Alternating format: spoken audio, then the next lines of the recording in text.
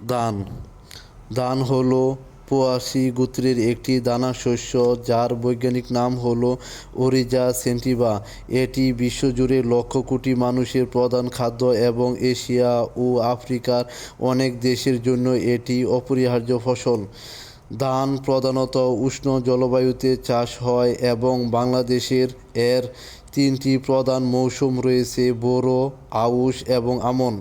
ধান এটি একটি ঘাস জাতীয় উদ্ভিদ এবং দানাশস্য। বাংলাদেশের প্রধান মৌসুমে বোরো প্রায় 55 থেকে 60% উৎপাদন হয়।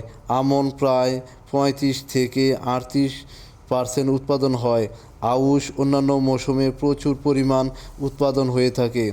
ধান চাষ পদ্ধতি: চারা তৈরি করে রোপণ করা হয় অথবা সরাসরি জমিতে বীজ ছিটিয়ে চারা করা হয়।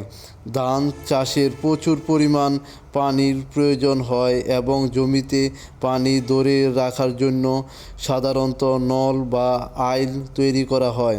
আমাদের বাংলাদেশে ধানের অনেক জাত রয়েছে, যেমন বৃধান 87, বৃধান 90, বৃধান 62, বৃধান 63, বৃধান 1, চান্দিনা, বৃধান 2, মালা, বৃধান 3, বিপ্লব, বৃধান 28, 29, বৃধান 49, 50 ইত্যাদি ছাড়াও আরও অনেক প্রজাতির জাত রয়েছে।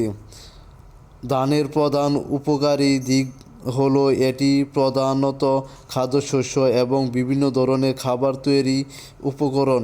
এটি প্রক্রিয়াজাত করে চালের গুঁড়া বা ভাতের মতো খাবার তৈরি করা হয়, যা পুষ্টির চাহিদা মেটায়। ধান চাষের পর থেকে এর বিভিন্ন অংশ যেমন খড়, তুষ এবং ফলন কাজে লাগানো হয়।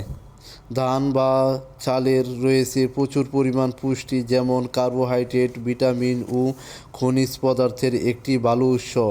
ধান দিয়ে খাবার হিসেবে ভাত, পোলাও, খিচুড়ি, পায়েস, ভাপা পিঠা এবং অন্যান্য সুজি, নানান প্রকার পিঠা সুস্বাদু খাবার হিসেবে তৈরি করা হয়। অন্যান্য ব্যবহার: ধানের খড় গবাদি পশুর খাদ্য হিসেবে বা গৃহস্থলী কাজে ব্যবহৃত হয়। ধানের চাল বা চালের গুঁড়া দিয়ে ভাপা পিঠা, নানান ধরনের পিঠা তৈরিতে ব্যবহার করা হয়। ধানের তুষ জ্বালানি ও বিভিন্ন কাজে ব্যবহার করা হয়। প্রক্রিয়াজাতকরণ: ধানের পোকার আক্রমণ রোধে কীটনাশক স্প্রে করা হয়। চাষের পর ধান কাটা, মাড়াই, ঝাঁটাই করা হয়। ধান থেকে চাল আলাদা করার পর খাবার তৈরি করে বা বাজারে বিক্রি করা হয়। চালের গুঁড়া বা আটা হিসেবেও ব্যবহার করা হয়। আমাদের বাংলাদেশে ধান এবং ধানের চাউল চাহিদা অনুযায়ী সরকারি বা বেসরকারিভাবে বাজারজাত করা হয় বা বাজারে কেনাবেচা করা হয়।